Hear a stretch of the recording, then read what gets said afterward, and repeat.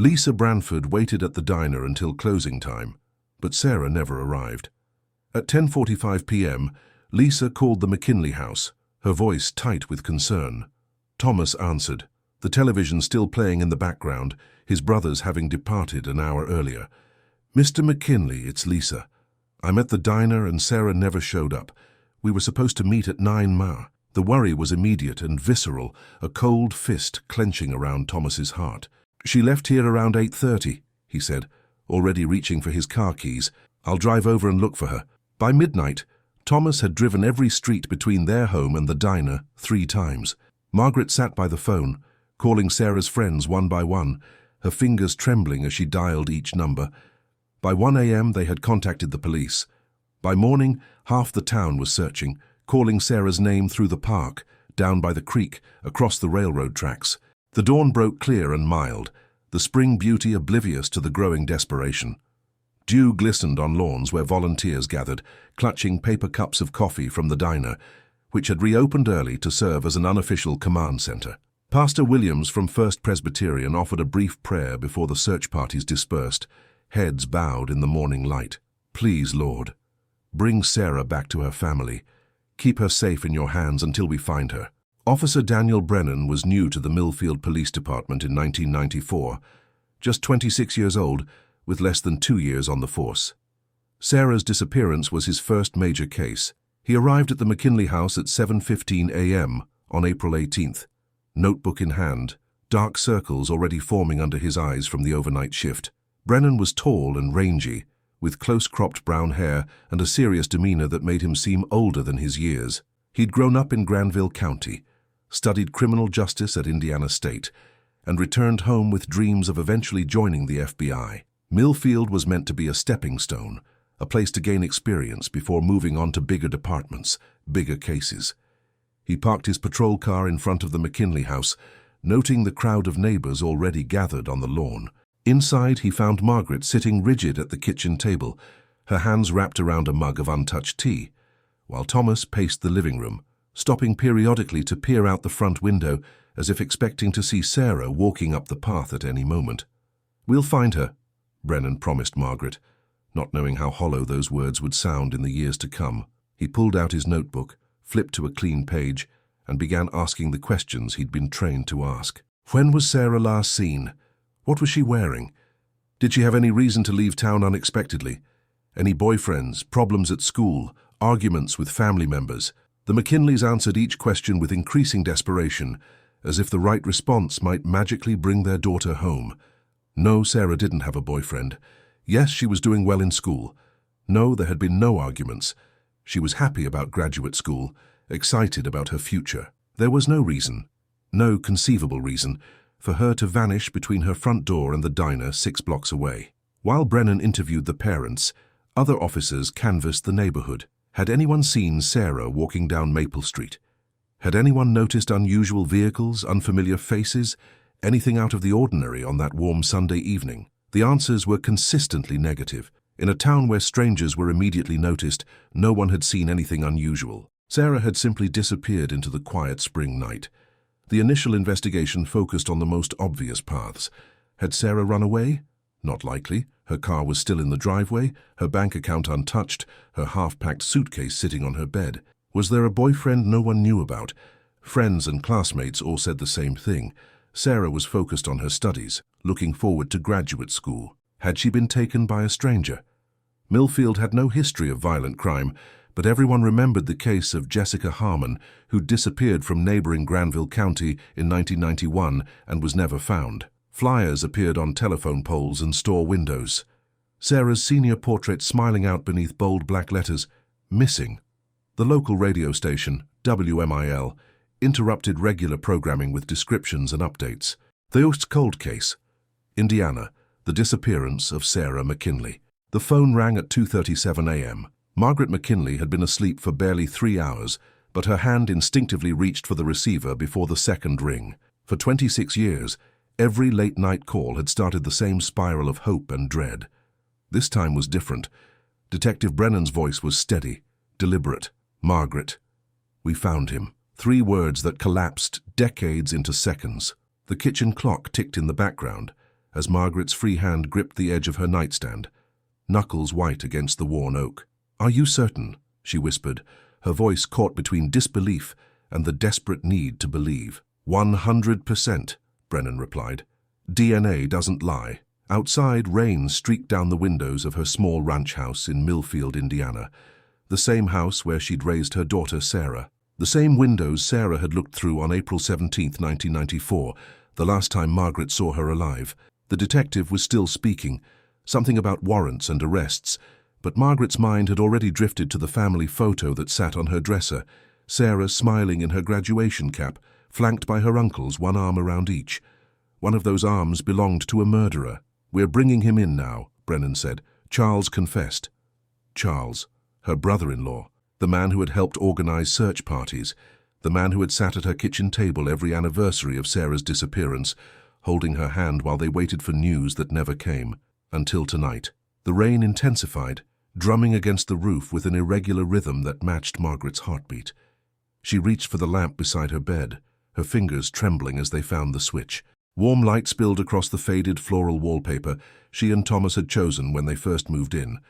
Sarah had been just 7 then, small enough to stand on the stepladder and help press the seams together. Margaret's breathing quickened. 48 years in this house, 26 without Sarah, nearly a quarter-century of not knowing. And now, the truth had a name, a face she knew as well as her own. She slid her feet into worn slippers and made her way to the kitchen, moving by memory through the darkened hallway. The linoleum floor was cool beneath her feet as she filled the kettle and set it on the stove, her movements automatic, a ritual from thousands of sleepless nights before.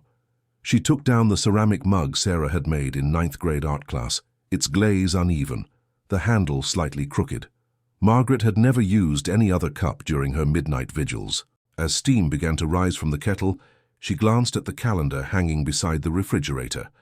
October 17th, 2020, just another day until 3 hours ago. Now, a dividing line between before and after, between waiting and knowing. Margaret hung up the phone and sat motionless in the dark. What began on a warm spring evening in 1994, with a family dinner and a wave goodbye, was finally reaching its conclusion. Millfield, Indiana, 1994. A town of 8,500 people, 3 stoplights, and a water tower visible from every backyard. Life moved in predictable rhythms. Friday night football games at Millfield High, Saturday morning farmers markets in the courthouse square, Sunday services at First Presbyterian. It was the kind of place where people still left their doors unlocked, where the local paper printed birth announcements next to honor roll lists, and where everyone knew which families had been there for generations and which were just passing through. Main Street ran the length of the town, its brick storefronts housing Gantry's Hardware, established 1932, Miller's Pharmacy, the Bluebird Diner, and Cunningham's Department Store, where generations of Millfield children had been fitted for their first day of school clothes. The movie theater had closed in 1987, unable to compete with the new multiplex in Granville County, but its marquee remained blank and faded, a reminder of Saturday matinees long past. The railroad tracks divided the town neatly in half, older homes and businesses to the north, newer developments to the south. Wheat fields surrounded Millfield on 3 sides, golden in late summer, dormant and frost-covered in winter. To the east lay Lake Morrison, a kidney-shaped body of water created when the Carrington paper mill built its dam in 1923. The lake had become the town's gathering place in summer, its shores dotted with modest vacation cabins and a public beach where teenagers congregated on humid July evenings. The McKinleys weren't old Millfield stock, but after 15 years, they were no longer considered newcomers either. Thomas McKinley had moved his family there in 1979 when the Carrington paper mill offered him a management position. His wife, Margaret, taught 3rd grade at Millfield Elementary. Their daughter, Sarah, grew up climbing the oak trees in Founders Park and swimming in Lake Morrison during the sweltering Indiana summers. Their house on Maple Street was a single-story ranch with green shutters and a flagstone path leading to the front door. Thomas had built the back deck himself over 3 weekends in the summer of 1983, Margaret bringing him lemonade while 11-year-old Sarah handed him nails from a coffee can. The family kept a vegetable garden along the eastern fence, tomatoes, green beans and zucchini that inevitably produced more than they could eat. By August each year, neighbors knew to expect paper bags of excess produce on their porches, left anonymously in the early morning hours. Sarah McKinley was 22 that spring, home from her senior year at Indiana University for Easter break. She was studious and quietly determined. With her father's analytical mind and her mother's gentle patience, her dark brown hair fell just past her shoulders, and she habitually tucked it behind her ears when she was concentrating. Sarah collected vintage postcards, could recite entire passages of Jane Austen from memory, and kept a journal in a leather-bound book her grandfather had given her for her 16th birthday. She had been the valedictorian of Millfield High's class of 1990, her graduation speech focusing on small-town values and big-world dreams. Sarah played clarinet in the school band, tutored younger students in mathematics, and worked summers at the public library, cataloguing and shelving books with a precision that impressed even Mrs. Winters, the head librarian whose standards were notoriously exacting. She was always writing, Margaret would later tell reporters. Shopping lists, observations, poems. Her handwriting was tiny and precise, like she was afraid of wasting paper. In the senior yearbook, beneath her formal portrait, Sarah's quote read, "Libraries are the last great democratic space in America." Her classmates had voted her most likely to win a Pulitzer, though no one could quite remember if it was for literature or journalism. Sarah had been accepted to graduate school at Northwestern University for the fall. She planned to study library science, dreaming of a career preserving historical documents. "Books are how we keep the past alive," she told her mother over Christmas break. "I want to be part of that." The acceptance letter was still pinned to the refrigerator door when she disappeared. The letter had arrived on a Tuesday in February. Sarah had called from her dormitory in Bloomington, her voice bubbling with excitement as she read the formal language aloud over the phone. Thomas had opened a bottle of champagne that evening, pouring a small glass for himself, Margaret, and one they left untouched on the kitchen counter, a symbolic toast to their daughter miles away. They'd mailed the empty bottle to Sarah the next day. A family tradition started when she'd earned her driver's license and continued with each subsequent milestone. April 17th, 1994, was an unseasonably warm Sunday. The dogwoods had bloomed early that year, their white flowers already beginning to fade. Sprinklers chattered on freshly greening lawns as children rode bicycles in short sleeves, their winter coats forgotten in closets. The Easter service at First Presbyterian had been well attended, the sanctuary filled with pastel dresses and polished shoes, the smell of lilies almost overwhelming in the enclosed space. The McKinley family gathering that evening included Thomas's two brothers, Robert, who lived across town with his wife Helen and their teenage sons, and Charles, who had never married and lived alone in a small house by the lake. Charles was the youngest of the three brothers, quieter and more reserved. He worked as an accountant at the same paper mill as Thomas, handling payroll and invoices in a small office away from the noise of the factory floor. The brothers shared the same broad shoulders and receding hairline, though Charles had remained leaner than his siblings, his face more angular beneath the same McKinley brown eyes. He had played baseball in high school, a talented shortstop whose name still appeared in the record books at Millfield High. After graduation, he'd attended Indiana State for 2 years before dropping out and returning home, a decision he explained as financial, but which local gossip attributed to a failed romance. Charles drove a navy blue Ford Taurus, kept his lawn meticulously trimmed, and served as treasurer for the Millfield Rotary Club. He was the brother people turned to for tax advice, for silent companionship on fishing trips, for reliable if not particularly animated presence at family gatherings. Dinner was a routine affair. Margaret's pot roast, Helen's apple pie, and the brothers' good-natured arguments about the Indianapolis Pacers' playoff chances. Sarah showed her cousins her Northwestern acceptance letter and endured the usual teasing about becoming a stuffy academic. Around 8:30 p.m., Sarah mentioned she'd promised to meet her high school friend Lisa Branford for coffee at the Millfield Diner before heading back to Bloomington the next morning. "I can drop you off," Charles offered, setting his coffee cup on the saucer with a gentle clink. "I'm headed that way anyhow." Sarah declined, pushing back her chair and gathering her denim jacket from the coat rack by the door. "It's only 6 blocks. I could use the walk after that pie." She hugged her father, promised her mother she'd call when she reached campus the next day, and slung her blue backpack over her shoulder. The same backpack she'd carried through 4 years of college, its fabric faded and fraying slightly at the straps, decorated with enamel pins from museums she'd visited on school trips. Margaret remembered watching from the porch as Sarah walked down Maple Street, her blue backpack slung over one shoulder, the glow of the streetlights catching her hair as she turned to wave one last time. A perfectly ordinary moment that would be replayed in Margaret's mind for decades to come. Lisa Branford waited at the diner until closing time, but Sarah never arrived. At 10:45 p.m., Lisa called the McKinley house, her voice tight with concern. Thomas answered, the television still playing in the background, his brothers having departed an hour earlier. "Mr. McKinley, it's Lisa. I'm at the diner and Sarah never showed up. We were supposed to meet at 9. The worry was immediate and visceral, a cold fist clenching around Thomas's heart. "She left here around 8:30, he said, already reaching for his car keys. "I'll drive over and look for her."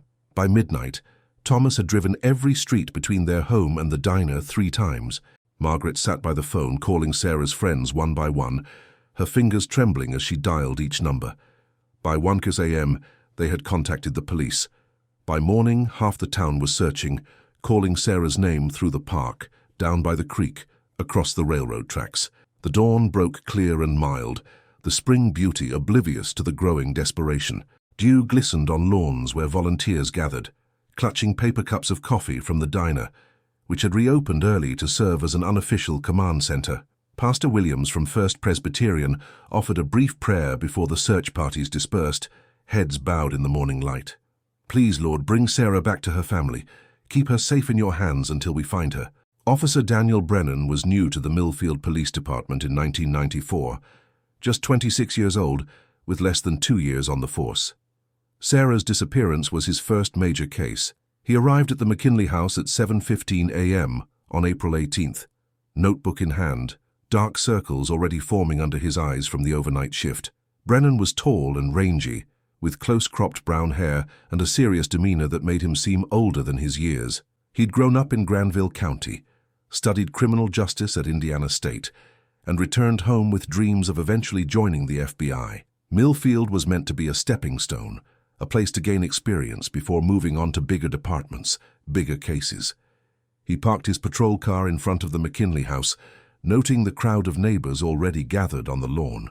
Inside, he found Margaret sitting rigid at the kitchen table, her hands wrapped around a mug of untouched tea, while Thomas paced the living room, stopping periodically to peer out the front window as if expecting to see Sarah walking up the path at any moment. "We'll find her," Brennan promised Margaret, not knowing how hollow those words would sound in the years to come. He pulled out his notebook, flipped to a clean page, and began asking the questions he'd been trained to ask. When was Sarah last seen? What was she wearing? Did she have any reason to leave town unexpectedly? Any boyfriends, problems at school, arguments with family members? The McKinleys answered each question with increasing desperation, as if the right response might magically bring their daughter home. No, Sarah didn't have a boyfriend. Yes, she was doing well in school. No, there had been no arguments. She was happy about graduate school, excited about her future. There was no reason, no conceivable reason, for her to vanish between her front door and the diner 6 blocks away. While Brennan interviewed the parents, other officers canvassed the neighborhood. Had anyone seen Sarah walking down Maple Street? Had anyone noticed unusual vehicles, unfamiliar faces, anything out of the ordinary on that warm Sunday evening? The answers were consistently negative. In a town where strangers were immediately noticed, no one had seen anything unusual. Sarah had simply disappeared into the quiet spring night. The initial investigation focused on the most obvious paths. Had Sarah run away? Not likely. Her car was still in the driveway, her bank account untouched, her half-packed suitcase sitting on her bed. Was there a boyfriend no one knew about? Friends and classmates all said the same thing. Sarah was focused on her studies, looking forward to graduate school. Had she been taken by a stranger? Millfield had no history of violent crime, but everyone remembered the case of Jessica Harmon, who disappeared from neighboring Granville County in 1991 and was never found. Flyers appeared on telephone poles and store windows. Sarah's senior portrait smiling out beneath bold black letters, "Missing." The local radio station, WMIL, interrupted regular programming with descriptions and updates.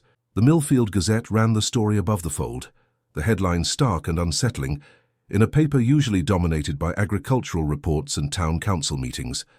Sarah's professors at Indiana University drove up from Bloomington to speak with investigators, bringing her class papers and assignment notebooks. Her roommate, Alison Chen, provided police with names of study partners and classmates, none of whom had any information about Sarah's plans or movements. The university chaplain organized a candlelight vigil on campus, students gathering in the courtyard outside the library where Sarah had spent so many hours.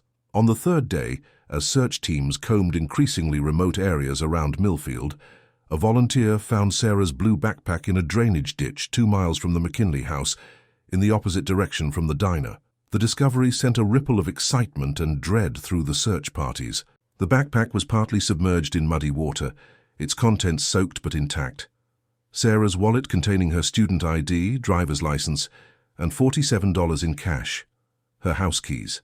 A paperback copy of Persuasion with a Millfield Library bookmark between pages 132 and 133. A blue spiral notebook containing class notes, but the leather-bound journal, which Sarah carried everywhere, was missing. Jack Wilson, the volunteer who found the backpack, was a retired mail carrier who had delivered to the McKinley house for over a decade. "I almost missed it," he told reporters later. "Just a bit of blue fabric poking out from under some leaves. I thought it was trash at first." The moment he realized what he'd found, Wilson had radioed the search coordinator, his voice breaking with emotion. The discovery shifted the investigation. "At that point, we knew we weren't looking for a runaway," Brennan would later explain. "We were looking for a body." The location of the backpack, in the opposite direction from Sarah's stated destination, strongly suggested foul play. Why would she have walked toward the eastern edge of town when she told her family she was heading west to the diner? And why would she have abandoned her backpack in a ditch, with her money and identification still inside? State police joined the investigation, bringing additional resources and experience. The drainage ditch and surrounding area were cordoned off with yellow tape, transforming a mundane roadside into a crime scene. Officers in white coveralls methodically searched the area on hands and knees, collecting soil samples, cataloging tire tracks, looking for any trace of what might have happened there. The backpack itself was sent to the state crime lab, where technicians examined it for fingerprints, fibers, blood evidence, any clue that might point to who had handled it last. In 1994, DNA testing was still in its relative infancy, expensive and time-consuming. The initial examination yielded little, only Sarah's fingerprints on the backpack's contents, and no blood or other bodily fluids detected. Charles McKinley was among the most dedicated searchers. He took 2 weeks of vacation from the mill to help coordinate volunteers, set up a command center in his brother's garage, and put up $5,000 of his own money as a reward for information. He was tireless, Thomas said at the time. "Charles barely slept those first few weeks, none of us did." He organized search teams methodically, dividing Millfield and the surrounding countryside into grid sections, ensuring every inch was covered. Charles's normally reserved demeanor gave way to a focused intensity, his quiet voice becoming authoritative as he directed volunteers, conferred with police, and consoled his brother and sister-in-law during the endless days of waiting. "He was the rock we all leaned on," Margaret would tell a reporter from the Indianapolis Star 6 months later. "I don't know how we would have gotten through those first weeks without Charles." The community rallied. Women from the Presbyterian Church brought casseroles and coffee to the McKinley house. Local businesses printed flyers with Sarah's photograph. The Millfield Gazette ran front-page stories daily. The initial flood of tips and supposed sightings gradually thinned to a trickle. 6 weeks after Sarah's disappearance, the case went cold. No body. No witnesses. No suspects. Just a family trapped in the purgatory of not knowing. The paper mill closed for a day of community searching on May 29th, sending all employees out to comb the more remote areas around Millfield. The high school baseball championship game was postponed so students could join the effort. The local news channels from Indianapolis sent camera crews, bringing brief statewide attention to the case. None of it yielded results. Summer arrived with unsettling normalcy. Children still swam in Lake Morrison, though parents now insisted they stay in groups. The farmers' market continued in the courthouse square, though conversations inevitably turned to theories about what had happened to the McKinley girl. Life resumed its rhythms, as it always does, though for the McKinleys, time seemed frozen in that April evening. Thomas returned to work at the mill after 3 weeks, hollow-eyed and mechanical in his movements, unable to focus on production reports or staff meetings, but needing the structure of daily routine to keep from falling apart entirely. Margaret took a leave of absence from the elementary school, her classroom taken over by a long-term substitute. She spent her days sitting by the phone or driving slowly through town, scanning faces and doorways as if her daughter might suddenly appear. Each night, Thomas and Margaret sat at their kitchen table, picking at food they couldn't taste, replaying the last conversation they'd had with Sarah, examining every word for clues they might have missed. Should they have offered to drive her? Should they have insisted she wait until morning? Would any of these choices have changed what happened? In July, the investigation officially moved from active to inactive status. Detective Brennan delivered the news personally, sitting on the McKinley's couch, his uniform stiff and uncomfortable in the summer heat. "We're not giving up," he assured them. But without new information, without a body, he struggled with the words. "We have to redistribute resources, but I promise you any new lead that comes in, we'll pursue it immediately." Thomas nodded, his face expressionless, while Margaret stared out the window at the oak tree in their yard, where Sarah's childhood tire swing still hung, motionless in the still air. The first anniversary of Sarah's disappearance came and went. The Millfield Gazette ran a short article on page 3. The police issued a pro forma statement about the case remaining open. A smaller group of friends and neighbors gathered at First Presbyterian for a prayer vigil. Life continued its inexorable forward motion, dragging the McKinleys along in its wake. Thomas McKinley died of a heart attack in 1996, just 2 years after Sarah vanished. He collapsed in his office at the mill amid budget spreadsheets and production quotas. The paramedics worked on him for 20 minutes before pronouncing him dead at the scene. He was 53 years old. Friends and family whispered that grief had weakened his heart. The funeral was held at the same church where they had prayed for Sarah's return. The same pastor who had led those prayers now spoke of Thomas's dedication to his family, his kindness to neighbors, his quiet strength through unimaginable tragedy. No one mentioned the haunted look that had never left his eyes, the way he would sometimes stop mid-sentence as if forgetting what he was saying, the weight he had lost and never regained. Margaret stayed in the house on Maple Street, unable to leave the place where her daughter had last been seen. She kept Sarah's room exactly as it had been, dusting the shelves weekly, but touching nothing. The Northwestern acceptance letter remained on the refrigerator until the paper yellowed and curled at the edges. Eventually, Margaret removed it, placing it carefully in a photo album alongside Sarah's high school graduation announcement and honor roll certificates. For the first year after Thomas's death, Margaret barely left the house.